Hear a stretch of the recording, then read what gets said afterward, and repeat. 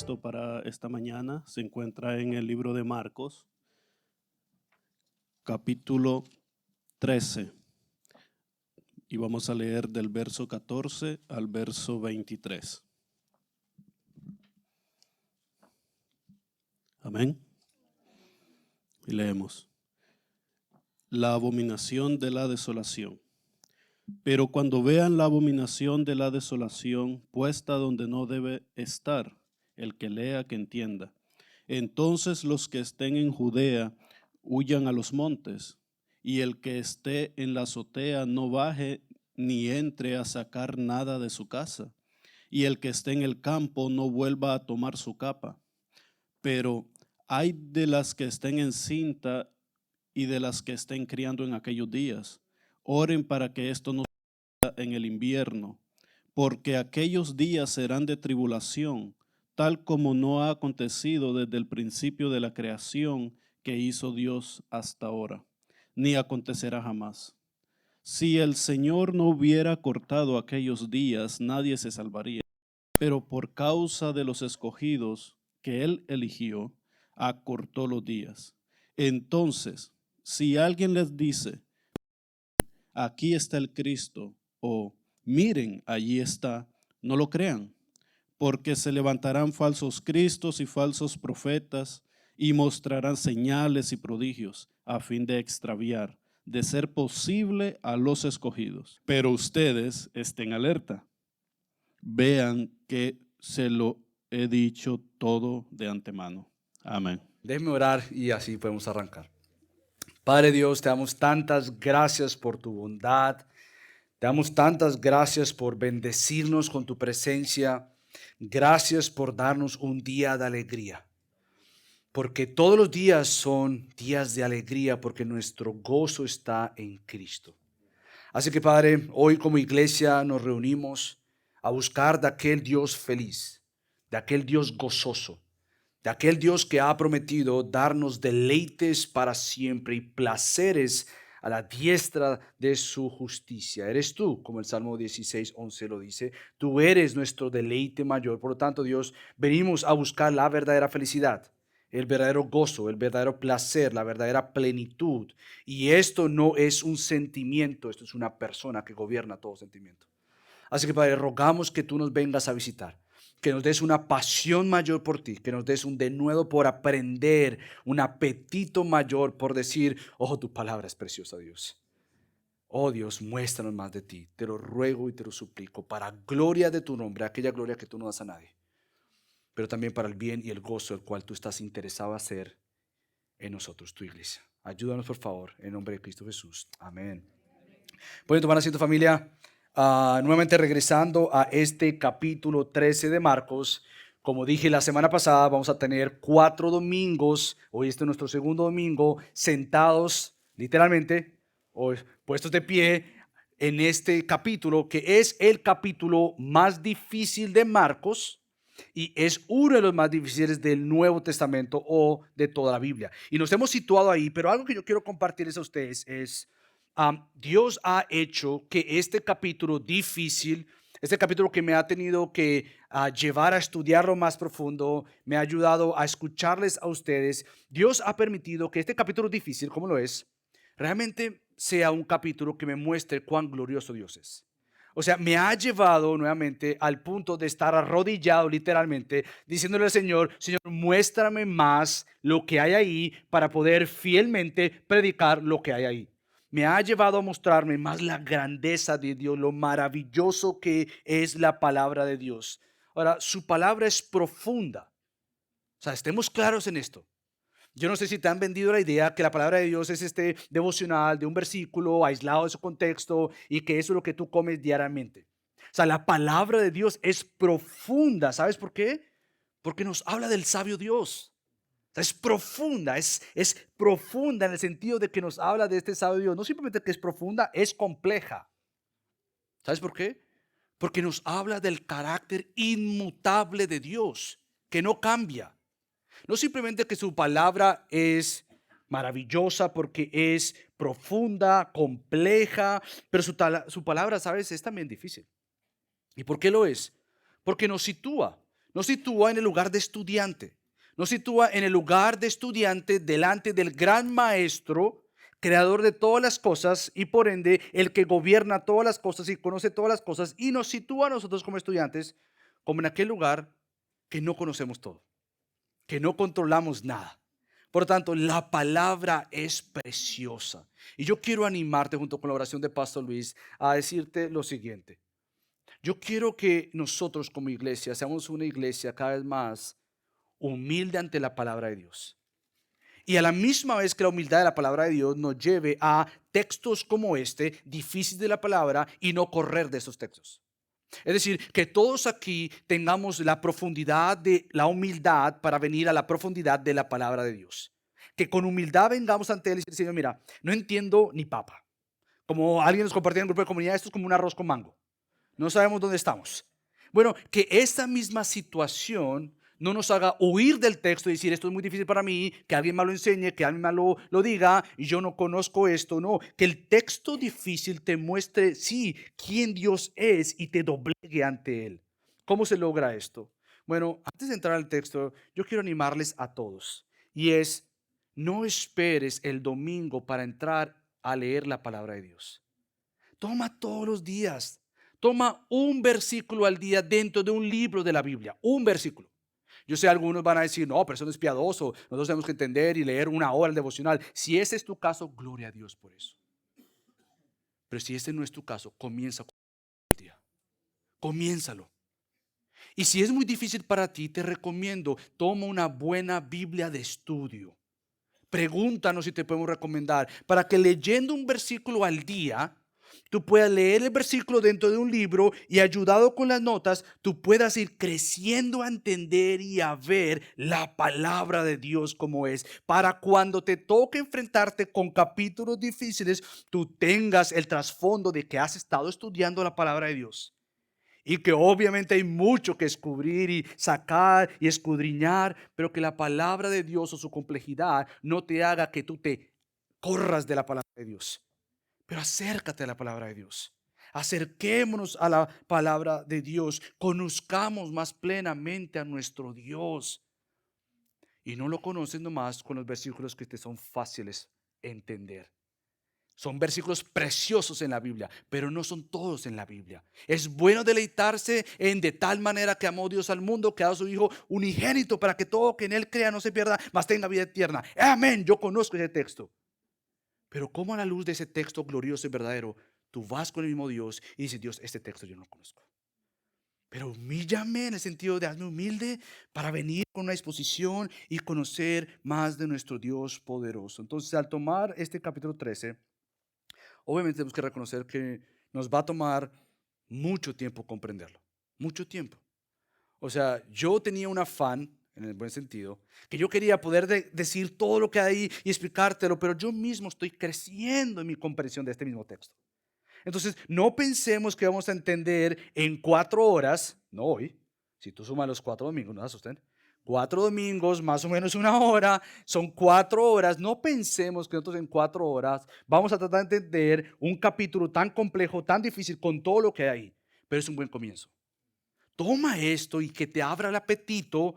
Pregúntanos para ayudarte y guiarte en a quién puedes escuchar, quién debes escuchar y cómo entender este texto que nuevamente es bien complejo.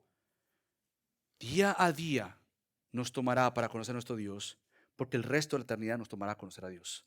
Entonces vengamos con esta disposición para hoy juntos ver 2 cosas en estos versículos. Vamos a ver qué significa la abominación de la desolación. Y segundo, vamos a ver la gracia soberana de Dios. Del versículo 14 al 19 vamos a ver qué significa la abominación de la desolación. Y ya hay una nota de gracia hermosísima del versículo 20 en adelante. Y vamos a ver esta gracia soberana de Dios. Entonces vamos a comenzar con la abominación de la desolación. Algo que creo que es muy obvio y nos ayuda a entender ese texto es si recordamos que estamos caminando en el Evangelio de Jesús según Marcos. Es decir, no llegamos al capítulo 13 porque el pastor lo escogió. Llegamos al capítulo 13 porque así Dios lo quiso.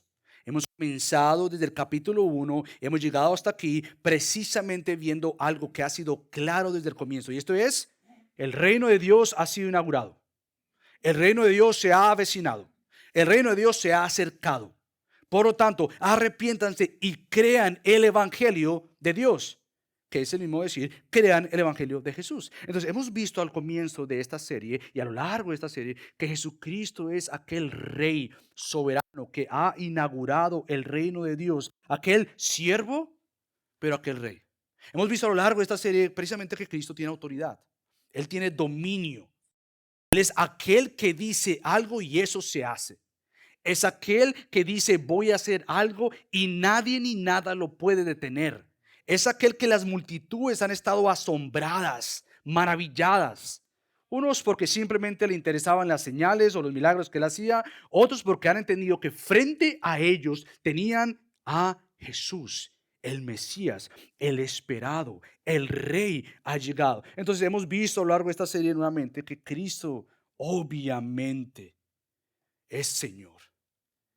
Y es de esperarse que para estos momentos sus discípulos que han estado caminando con él, al escuchar a Cristo hablar severamente, pastoreándoles con mucho amor, que presten atención, que estén vigilantes, que estén alerta, que vean, se esperaría que los discípulos digan, no, Cristo no está jugando. O sea, Cristo no está hablando de tales cosas como las que vimos el domingo pasado y decir, yo creo que él está jugando. No, ellos al salir del templo y Cristo decirles, no se asombren de este gran templo. No estén maravillados como que esto es la habitación de Dios. Es aquí donde Dios vive y donde por siempre vivirá. No se asombren. Este templo, el cual ustedes han usado para venir y aprender de Dios. Este templo el cual yo he estado corrigiendo, que se ha convertido en su templo porque su cueva de ladrones dejó de ser el templo de Dios. No se asombren, prepárense, estén alerta porque lo que viene es muy, muy, muy serio y muy importante. Entonces de esto tomamos que las palabras de Cristo, no simplemente en este texto, en este capítulo, pero a lo largo de su ministerio, son de peso. Son aquellas palabras que cuando alguien que tú aprecias y amas te quiere decir algo, tú estás colocando toda la atención posible. Tú dejas el teléfono a un lado. Tú posiblemente tomas un papel y un lápiz. Tú quieres poner atención. Cuando esta persona que te ama y te ha mostrado amor y cuidado, tú quieres hacer todo lo posible para quitar toda distracción. Tú quieres de alguna manera hacer como una escuela que pueda tomar absolutamente todo lo que esta persona está diciendo. Bueno, esos discípulos estaban frente a Cristo. Y Cristo le dice, yo les estoy diciendo unas palabras que tienen peso, que tienen significado, que son verdad. Y no hay ninguna palabra que salió de la boca de Cristo descuidadamente. Ninguna. Tú y yo decimos cosas a veces y decimos, uy, la embarré. No tuve que haber. O fue un comentario imprudente. Uy, yo no tuve que haber dicho eso. Cristo jamás. Todas sus palabras son precisas, directas, serias, en el sentido de seriedad, de peso, son eternas, son veraces, llegan al corazón, llegan a la mente. No podemos entonces divorciar las palabras de Cristo en el capítulo 13 como que simplemente Él se está imaginando algo. O como que simplemente están saliendo del vacío. No, Cristo, como vamos a ver, está diciendo lo que está diciendo porque se llegó el momento que lo que fue dicho en atrás se cumpliera en el tiempo de estos discípulos y Cristo le está advirtiendo, se viene algo. Pongan suma atención. Pongan atención, mis queridos, amados discípulos. Nuevamente, como lo dije el domingo pasado, no quiero que perdamos de vista la manera cariñosa, pastoral, amorosa, atenta, cuidadosa de Cristo al pastorear a su gente. Él no les dice, vienen guerras, prepárate. No, Él está pastoreando. Él está diciendo, oren. Hay de aquellas que estén embarazadas en esos días. Hay aquellas que estén criando en esos días. Oren, estén alerta, escuchen, estén pendientes, presten atención, escuchen para que puedan ver. Precisamente, esto es algo que a lo largo de Marcos nos hemos dado cuenta, que el milagro de ver y escuchar es un milagro que Dios otorga, no los discípulos. El milagro para poder escuchar el significado de las palabras o parábolas de Jesucristo es un acto de gracia. Y que los discípulos mismos pudiesen escuchar y ver para ver lo que se venía es un acto precisamente que el reino de Dios ha sido inaugurado, formando el pueblo según Dios.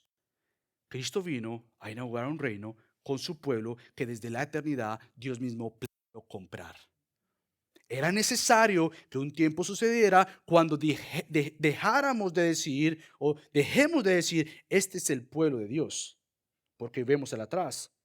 Podemos decir, ese fue el pueblo de Dios, pero desde la eternidad de Dios usó este pueblo para formar su pueblo, llamado la iglesia de Dios. Entonces, esto es lo que estamos tratando de entender nuevamente. ¿Por qué? Porque se avecinaban días horribles y terribles.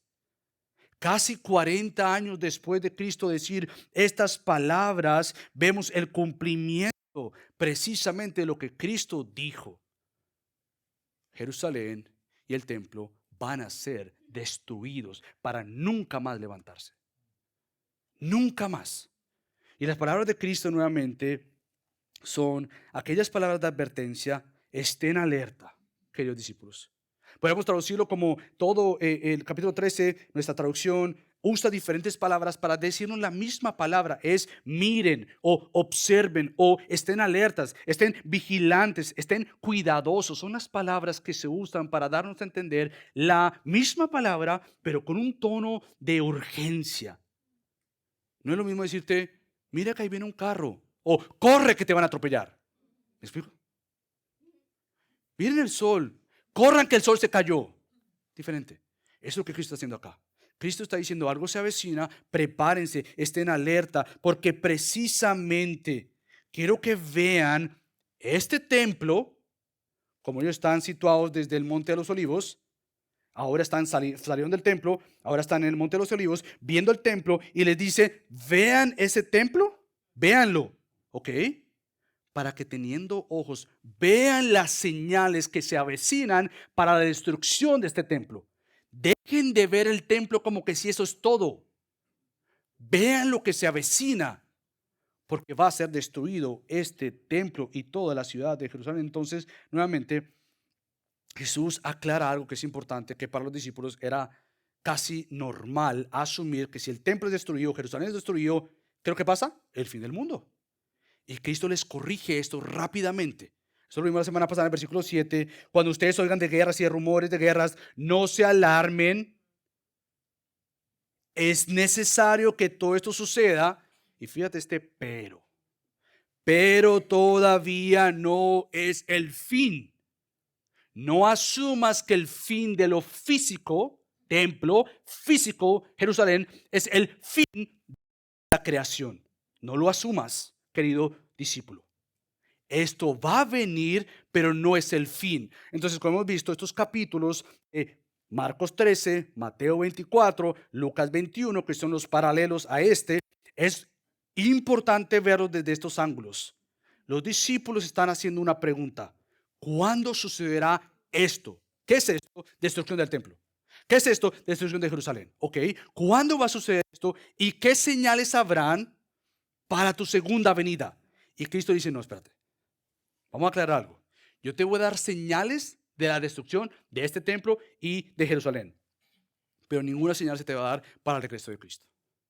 Porque como vamos a ver a lo largo de esta serie, el próximo domingo, Cristo viene cuando nadie se lo espera. Porque el ladrón no te llama y te dice, mira Michael, déjame la puertica abierta, porque yo vengo a las 3 de la mañana. Y por cierto, para que no te haga ruido, despierta a Sebastián o a Priscila o a Gaby. Déjame el televisor desconectado. Quítalo de la pared. Eso no es lo que hace un ladrón. Cristo le dice, prepárense para esta destrucción. ¿Qué señales van a ver? Yo te las voy a decir todas. Y tu segunda venida no es el fin. No te anticipes. No te voy a dar señales. ¿Sabes por qué yo pienso a veces, y adelantando un poco al próximo domingo? Es que a veces nosotros creemos que la venida de Cristo, la segunda venida de Cristo, es como cuando tú preferirías que aquel familiar o aquel vecino o aquel amigo que te va a visitar te diga cuándo te va a visitar. ¿Por qué? Porque tú quieres tener todo en orden. Dime cuándo tú regresas, o dime cuándo es que tú vas a venir. No, mira, yo regreso, voy a ir a visitarte en diciembre 18. Ay, tengo tiempo para listar la casa. Tengo tiempo para comprar una cortina, tengo tiempo para pintar, tengo tiempo para que todo esté bonito. Cristo, dime cuándo tú regresas para entonces unos minutos antes yo prepararme. No, no es así. Cristo quiere que estemos alerta todos los días de nuestra vida, porque hoy puede ser tu último día. Eso es lo más importante que estamos viendo, la manera de pastorear Cristo a estos discípulos. Entonces, el versículo 13 termina diciendo que estén alertas. Fíjate cómo dice el versículo 13. Y ustedes serán odiados de todos por causa de mi nombre, pero el que persevere hasta el fin, ese será salvo. Termina entonces este versículo 13, antes de comenzar el versículo 14, nuevamente con este comienzo de señales y que cada vez más sería difícil. Pero tienen que estar alerta, porque si están alerta y perseveran hasta el fin, hasta que todo esto suceda, ustedes se van a salvar. Y no está hablando de una salvación salvífica de espiritual, está hablando de salvarse ustedes mismos. Porque realmente, como quiero entrar mucho a complicarlo tanto, pero el versículo 20 dice que por el tiempo de los elegidos y la gracia de Dios fueron acortados esos días para que, si no fuese acortado aquellos días, nadie se salvaría. Y está hablando de un sentido físico. Nadie se salvaría en el sentido de que si Cristo no hubiese acortado, Dios no hubiese acortado esos días, entonces todos en ese momento morirían. Entonces, otra vez, preparando todo esto es para decirte, el versículo 14 comienza entonces con una conjunción pero. Nuevamente, el que persevere hasta el final o hasta el fin, ese será salvo. Es decir, perseveren en lo que les estoy diciendo, estén alerta y atentos, no jueguen, porque si están jugando, cuando se venga todo esto que les voy a mencionar, ustedes van a caer. Pero si ustedes son atentos y vigilantes, van a hacer lo que se les pidió. Huyan, corran, no regresen por lo que se les quedó en la casita, no regresen por el gato, por el perro, nada de eso. Dejen eso ahí. Eso no es lo que dice Cristo, lo estoy diciendo yo. Pero dejen la capa, dejen todo esto ahí, porque es necesario que huyan y se vayan. Si ustedes escuchan hasta el final, ustedes van a guardar su vida. Entonces, otra vez, creo que el texto a veces nos dice, será salvo, pensamos simplemente en términos salvíficos, pero no necesariamente tiene que ser así. Tiene que decir, van a cuidar su vida, o si no se van a morir. Por lo tanto, ahora sí entrando al versículo 14, nos damos cuenta que Cristo comienza con un contraste y aclara entonces el llamado a la perseverancia, el llamado a estar alerta y ver claramente hasta el fin.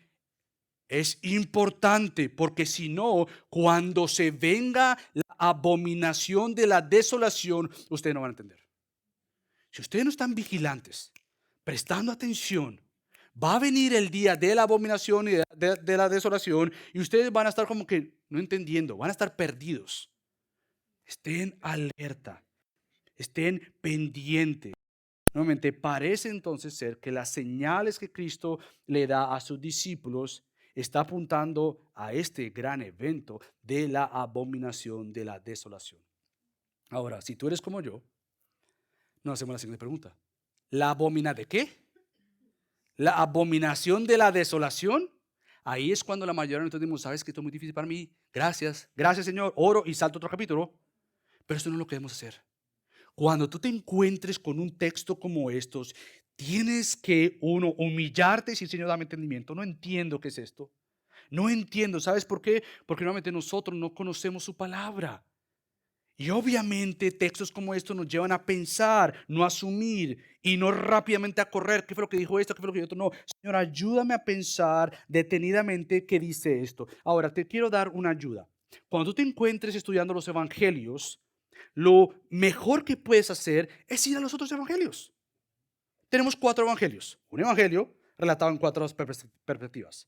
Cuando tú estás en Marcos y tú dices, ok, la abominación de la desolación, cuando vean esta situación puesta donde no debe estar, el que lea que entienda, espérate, el que lea qué, el que entienda qué, no entiendo nada.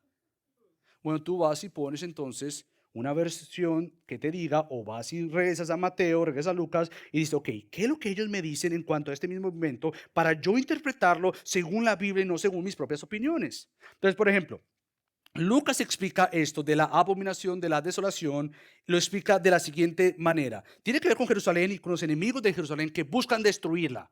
Ok, abominación de la desolación, Jerusalén será destruida o enemigos buscan destruirla. El versículo 10 del capítulo 21 de Lucas dice lo siguiente: pero cuando ustedes vean a Jerusalén rodeada de ejércitos, sepan entonces que su desolación está cerca.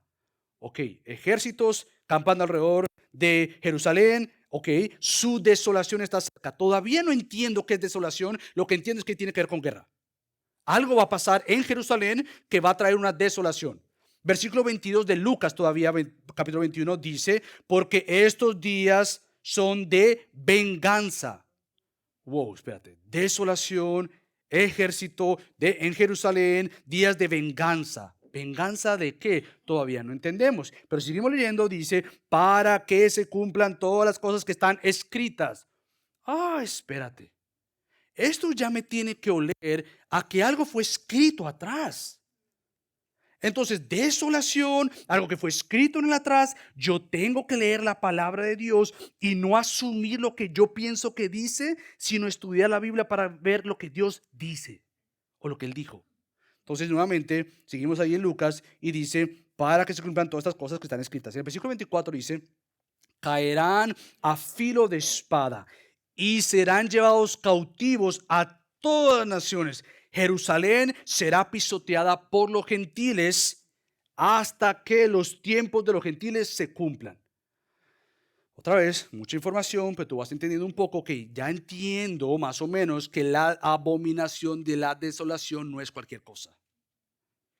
Y rápidamente no puedo interpretarla. Pero no simplemente está Marcos como leímos, Lucas como acabo de leer, pero tú tienes que pensar, ¿y qué dice Mateo en cuanto a este asunto? Porque ahí está, Mateo es mucho más claro. Fíjate lo que dice Mateo en el capítulo 24, versículo 15. Cuando vean la abominación de la desolación, de que se habló por medio del profeta Daniel, colocada en el lugar santo. Boom, tú ya tienes un libro para ir. Realmente quizás tú estás visitando, quizás tú no conoces mucho la Biblia y tú dices, Daniel, ¿cuál Daniel? Daniel es un profeta o fue un profeta y tenemos un libro de Daniel en el Antiguo Testamento. Entonces, para tú entender la abominación de la desolación, tú dices, yo tengo que regresar a Daniel para ver qué es lo que Daniel dice en cuanto a este asunto. Porque esto es vital e importante. Precisamente tengo que regresar a entender qué quiso decir Daniel. Porque nuevamente Cristo está tomando de Daniel y le dice lo siguiente a su gente. Pero cuando vean la abominación de la desolación, y Marcos inserta un paréntesis, el que lea que entienda. ¿Qué lea qué? Daniel. Ok. Ahora sí, yo quiero que vayamos a Daniel. Vamos a Daniel capítulo 9. Otra vez, quiero ser lo más honesto, pausado, aunque esto me amarre la lengua, como sabes, que yo hablo rapidísimo. Estoy tratando de bajarle la velocidad, ir en segunda, no en quinta. El carro no tiene, bueno, sí tiene quinta, creo. Pero quiero pausar. Quiero aceptar y admitir algo. Obviamente hay mucho en Daniel que no vamos a entrar. Te lo digo. Hay 70 años que han estado hablando en el capítulo 1. Vamos a hablar de 70 semanas. Vamos a hablar de unos días que nuevamente, cuando tú puedes pausar y entrar al texto con la lectura más fácil del texto, vas a poder comprender estas cosas. Entonces, yo no voy a entrar en muchos detalles porque mi oración es que Dios nos permita años para caminar juntos y tratar de comprender más de esto que está acá. Lo que sí quiero que veamos son algunos versículos en cuanto a la desolación. Fíjate lo que dice el versículo 25 al 27 y después vamos a ir al capítulo 11 y capítulo 12 de Daniel. Capítulo 9, versículo 25, dice lo siguiente. Este es el ángel Gabriel que le revela a Daniel lo que él no entiende. Un ángel enviado por Dios le dice, ve a este muchacho Daniel, que no comprende lo que acaba de ver y ayúdale a entender. Ok, creo que tenía que entender. Has de saber y entender que desde la salida de la orden para restaurar y reconstruir a Jerusalén, esto nota brevemente, vas a Segunda de Crónicas, no ahorita, en casa, capítulo 36, te vas a dar cuenta que esto fue una orden del rey Ciro para restaurar Jerusalén. Algo que pasó. Entonces, Daniel está entendiendo que se cumplió el tiempo de Jeremías 25, que no quiero entrar. Jeremías 25 promete decir, va a haber un tiempo de restauración. ¿Ok? Ellos están en el exilio. Daniel fue llevado a Babilonia después y han pasado ciertos años para cuando Daniel se da cuenta, espérate, está a punto de cumplirse la restauración. Que Segunda de Crónicas nos dice. Eso es rápidamente por ahí, no me quiero confundir, sigamos leyendo. Entonces dice, para restaurar y construir a Jerusalén hasta el Mesías, príncipe. Habrá 7 semanas, 72 semanas, volverá a ser edificada con plaza y foso, pero en tiempos de angustia. Después de las 72 semanas, el Mesías será muerto. y no tendrá nada. Y el pueblo del príncipe que ha de venir, destruirá la ciudad y el santuario. Destruirá la ciudad y el santuario. Su fin vendrá con inundación. Aún hasta el fin habrá guerra. Las desolaciones están determinadas. Versículo 27, y él hará un pacto firme con muchos por una semana, pero a la mitad de la semana pondrá fin al sacrificio y a la ofrenda de cereal. Fin, se acabó. Sobre el ala de abominaciones vendrá el desolador, hasta que una destrucción completa, la que está decretada, será derramada sobre el desolador. Ahora, esto es capítulo 9. Rápidamente, ve al capítulo 11 para tratar de entender estas cosas. Versículo 31 dice lo siguiente.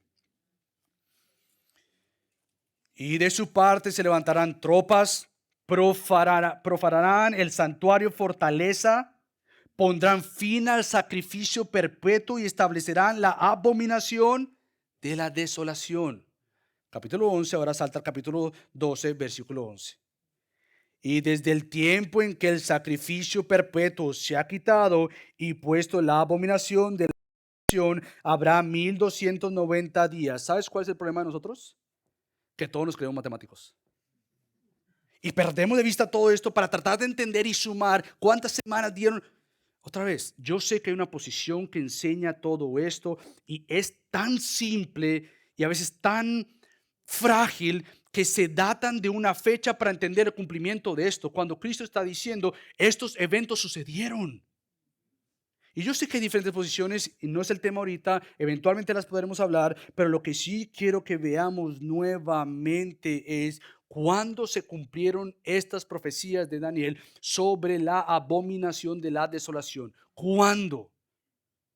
No estoy hablando simplemente de datos, de fechas, y si contamos desde desde el rey Ciro que dijo tal y tal cosa para que se restaurara. Bueno, eso es importante, pero no estamos dando estos detalles. ¿Cuándo pasó esto? Bueno, primero que todo, la abominación de la desolación quiere decir y significa una abominación que causa desolación. Es decir, se vendría una ofensa idólatra a tal punto que causaría una desolación masiva. Era algo tan horrible, tan inimaginable, inimpensable. No podemos concebir la idea que esto suceda, que causaría desolación, que causaría algo horrible, el fin de algo. Bueno, históricamente, yo voy a entrar en detalle brevemente históricamente para tratar de darte algunos puntos. Porque algo sucedió en el año 168 antes de Cristo que muchos lograron interpretar y si ya se cumplió lo de Daniel. Porque en el año 168 antes de Cristo pasó lo siguiente. Antíoco Epífanes, ¿sabes qué hizo? Masacró a 40,000 judíos, saqueó el templo, sacrificó un cerdo. Entiéndase, para el judío un cerdo era lo peor. Sacrificó un cerdo en el altar del holocausto y roció todo el caldo de la carne inmunda por todo el lugar santo como un acto de impureza. ¿Sabes qué después hizo este hombre? Este hombre erigió una imagen de Zeus sobre el altar. Ahora, ¿qué tal caso de abominación? Y era de esperarse que muchos nuevamente interpretando esos eventos históricos dijeran, se cumplió. Este acto de la desolación, de la abominación, esto que causa esta desolación, se cumplió en este tiempo. Ahora bien, Cristo está diciendo nuevamente, y por eso es más importante, aunque vimos este evento histórico, tenemos que seguir viendo por qué Cristo sigue usando esto si ya se cumplió. Porque esto sucedió antes de Cristo, en el año 168 antes de Cristo. ¿Por qué Cristo va a tomar nuevamente la misma profecía de Daniel y decir, no, se va a cumplir? Es un evento que se viene, queridos discípulos. No miren hacia atrás y digan, no, pero Jesucristo, ¿eso qué pasó? No, se va a venir. Algo vendrá, algo va a pasar. Entiéndanse, esperen que algo peor que eso está por venir. De alguna manera, Cristo está diciendo, esa profecía de Daniel se va a cumplir porque yo estoy profetizando que eso va a pasar. La profecía de Daniel yo la tomo y profetizo que va a pasar, que va a suceder en un tiempo venidero. Casi en 40 años esto va a pasar. Entonces, por eso la nota de que el que lea, que entienda. Nuevamente, vendría un tiempo donde pasarían la destrucción en el año 70 del templo y de Jerusalén. Alguien que me ha ayudado a entender esto es el pastor Sam Storms. Y Sam Storms, un pastor, escribió un libro y él dice lo siguiente: la abominación desoladora se refiere primero a Antíoco Epífanes y su profanación del templo en el año 168 a.C. y segundo, a algo que iba a ocurrir en relación con toda la ciudad de Jerusalén y el templo durante la vida de sus contemporáneos.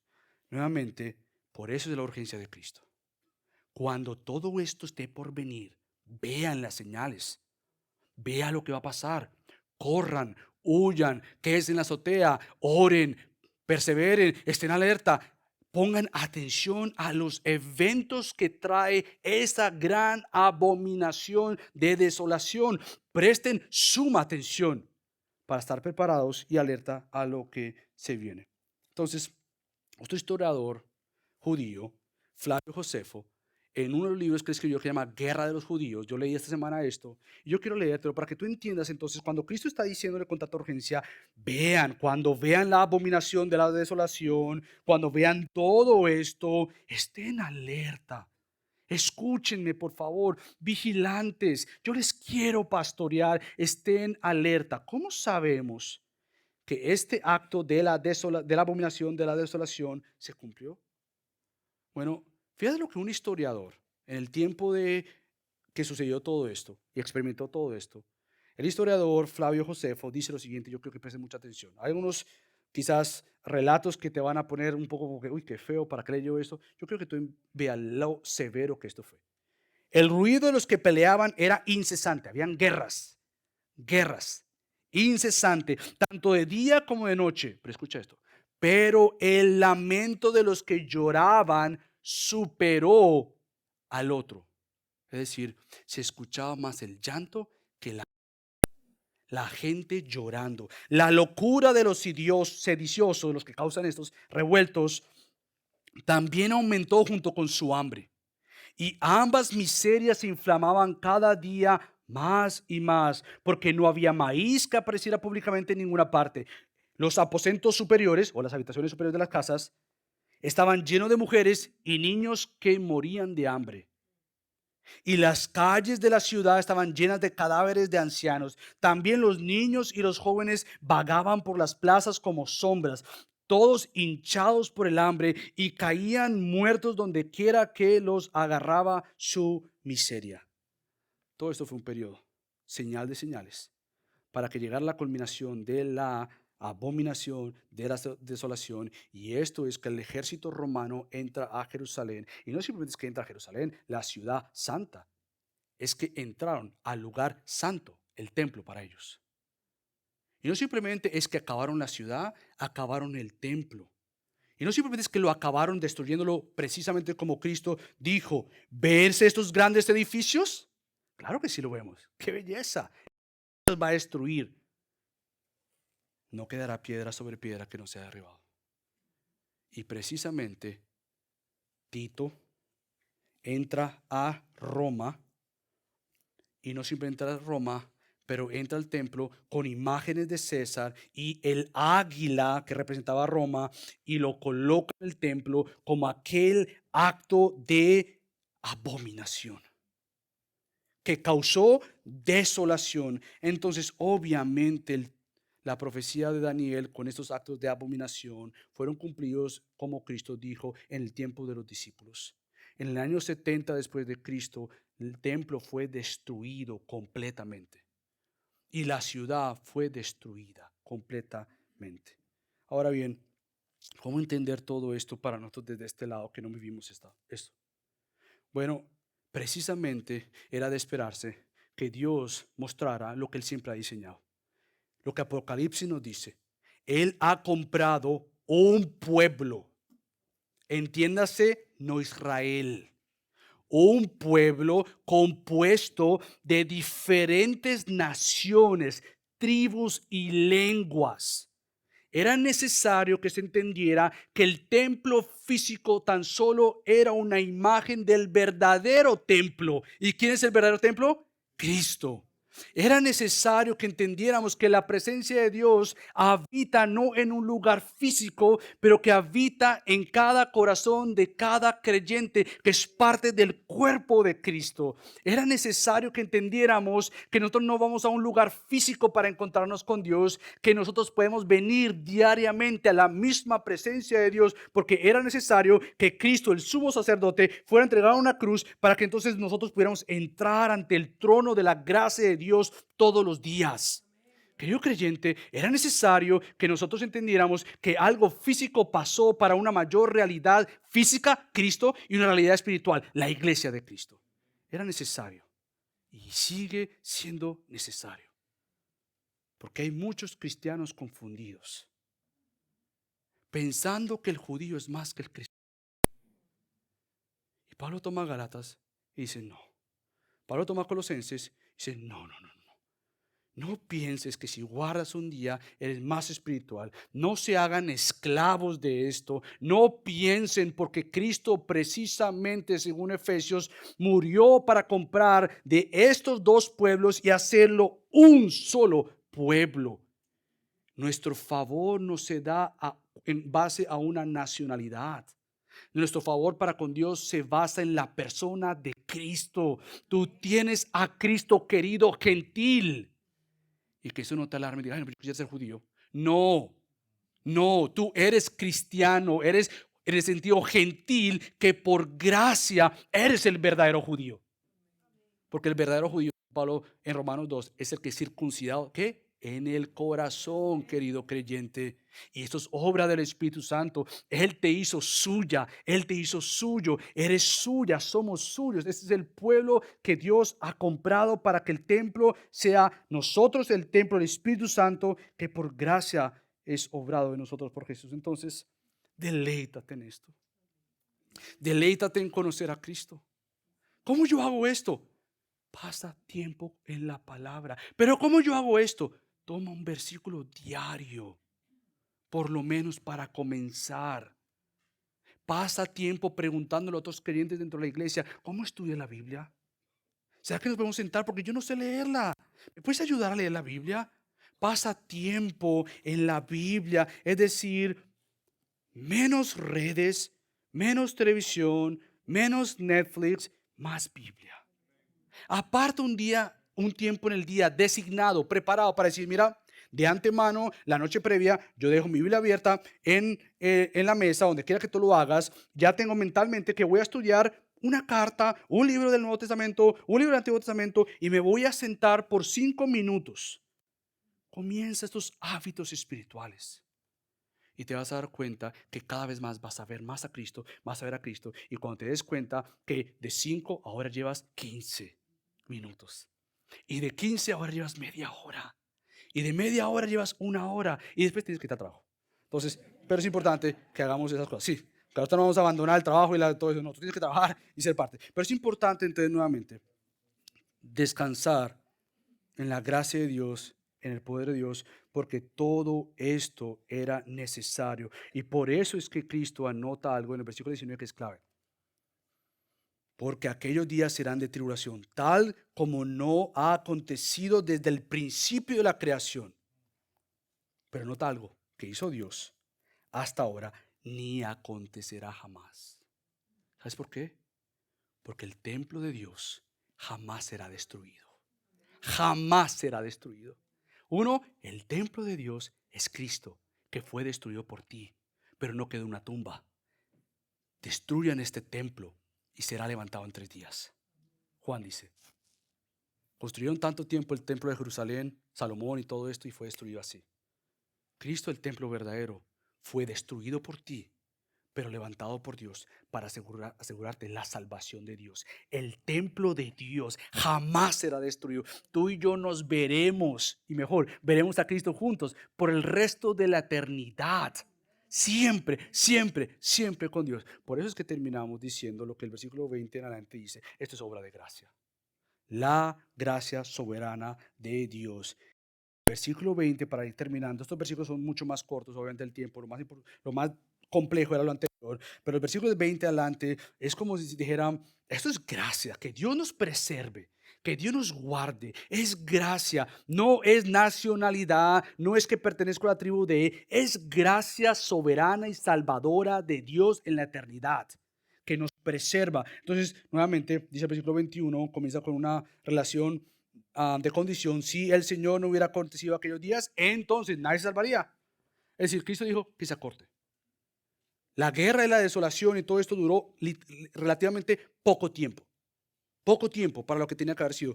Poco pasó todos esos acontecimientos, pero por causa de los escogidos que Él eligió, acortó los días. Dios le ha placido usar eventos en la historia de la humanidad, siempre preservando un remanente. Un remanente de judíos como un remanente de gentiles. Dios es salvación, es el salvador de su iglesia. Y hasta que todos aquellos que Él escogió desde la eternidad vengan a Él, nosotros no sabremos cuándo será el final. Pero cuando todos aquellos que tenían que escuchar de Jesucristo, escuchen de Cristo y sean salvados por Cristo, Cristo regresará.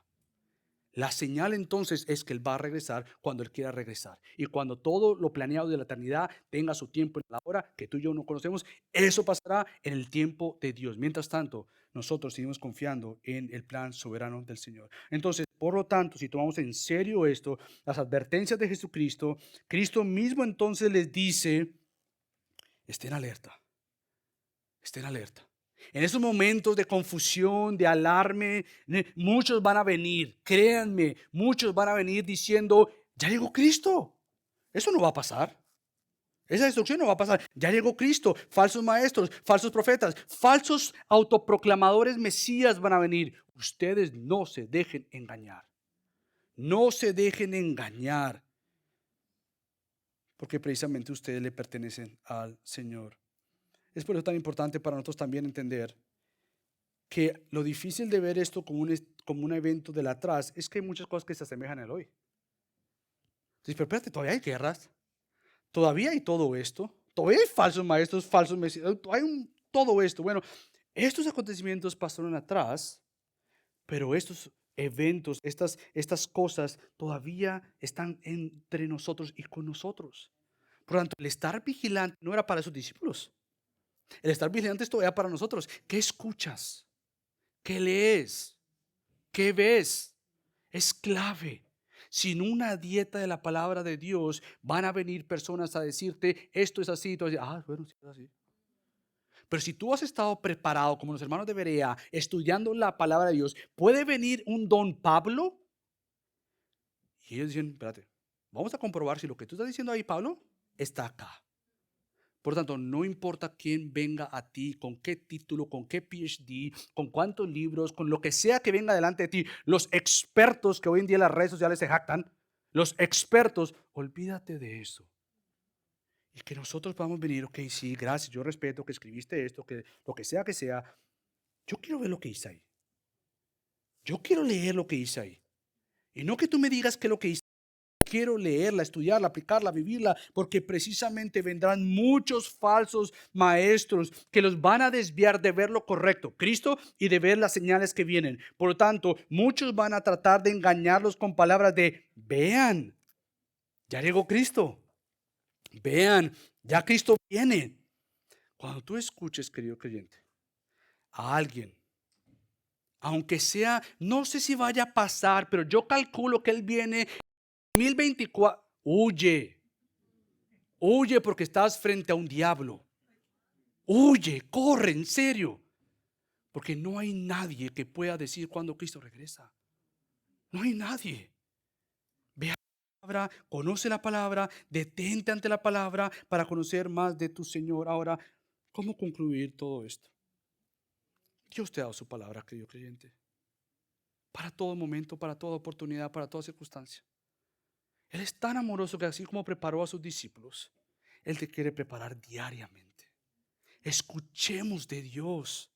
Preparémonos, que su palabra mate todo orgullo en nosotros, que nos haga pensar que conocemos mejor que lo que Dios conoce, y que a la misma vez todo orgullo, toda idea y toda falsa idea de decir esto no puede pasar en mi vida porque Dios no permitiría tal cosa, más bien medita y piensa qué es lo que Dios permitirá o puede permitir en mi vida que me lleve a lo mejor que Cristo se ha formado en mí. que Cristo se ha formado en mí. Una de las cosas que disfruto ahora más estar con Pastor Luis aquí localmente, como pastor y mi pastor, es poder conversar. Y una de las grandes visiones es escuchar de él que me diga, mira, estamos en una etapa donde lo que más queremos es más de Cristo. Más de Cristo. Gloria a Dios, dame más de Cristo. Yo quiero eso. Queremos que la iglesia tenga más de Cristo, menos de nosotros, porque ya tenemos mucho de nosotros. Menos del mundo, porque ya tenemos mucho del mundo. Más de Cristo, para entonces estar vigilantes, alertas, viendo. Pero esto no se está o no se hace sin la palabra que nos hace alertas. Que Dios nos preserve y nos guarde. Entonces, querido creyente, tienes a Dios, tienes su palabra. Y querido amigo, hay un tiempo para ti de que tú puedas arrepentir de tus pecados hoy. Y si esta abominación de la desolación te dice, wow, qué feo fue esto, tú no tienes ni idea de lo que significará la eternidad de destrucción aparte de Dios. Hay tiempo para que sea reconciliado con Dios por medio de aquel que fue destruido, Cristo, pero fue levantado. Pon tu mirada en Él. Padre Dios, te damos tantas gracias por tu palabra. Te damos gracias por darnos el tiempo de estudiarla. Padre, podríamos pasar mucho más tiempo y hay que pasar mucho más tiempo. Padre, no permitas que nos confundamos. Es importante lo que comemos los domingos. Es vital, es necesario. Tú lo mandaste. No dejemos de congregarnos para estimularnos, para ayudarnos. Pero Padre, tú nos has dado tu palabra todos los días. Tu palabra no es exclusiva para el fin de semana o el domingo. Tu palabra es perfecta para todos los días. Alimenta nuestra alma. Te lo ruego y te lo suplico. En el nombre de Cristo Jesús oramos.